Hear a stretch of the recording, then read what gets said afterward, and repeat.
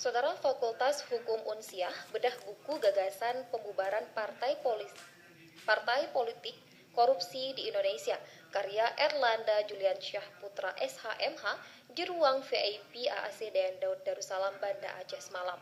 Bedah buku tersebut dihadiri B. Azwar Abu Bakar, akademisi, pegiat, jurnalis, dan mahasiswa.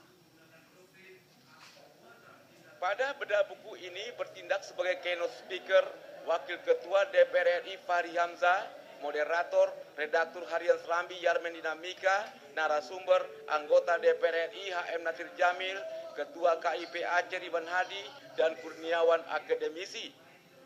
Erlanda Juliansyah Putra yang merupakan anak sekretaris KIP Aceh Darmasa Mansur dan Ibunda Teti Lendiriati mengaku sebagai analis dalam mencermati berbagai persoalan hukum tata negara saat ini. Dia mengelaborasi antara pemahaman hukum tata negara dan hukum pidana. Mahkamah Konstitusi sebagai the guardian of constitution harus menarik keterlibatan pengurus parpol yang berbuat korupsi. Erlanda mengingatkan hingga saat ini MK belum pernah menggunakan salah satu kewenangannya untuk memutus pembubaran parpol selain 3 kewenangan lain yang dimiliki seperti pengujian undang-undang terhadap undang-undang dasar, memutus sengketa kewenangan lembaga negara, dan memutus hasil pemilu.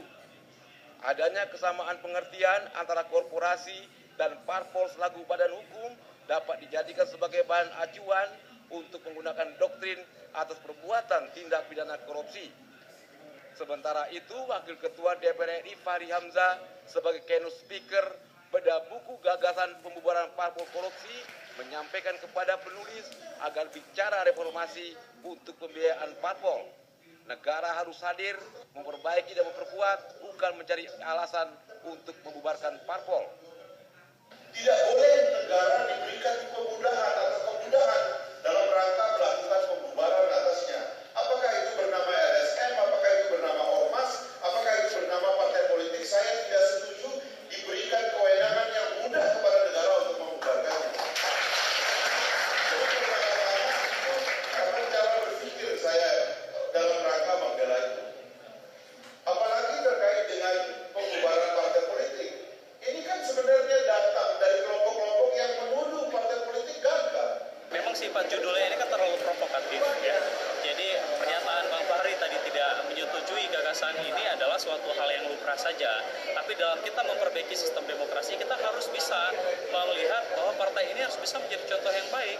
Kita memilih mereka, memberikan mandat kepada masyarakat wakil rakyat tersebut untuk bertugas. Mereka harus menjaga amanah tersebut untuk tidak korupsi.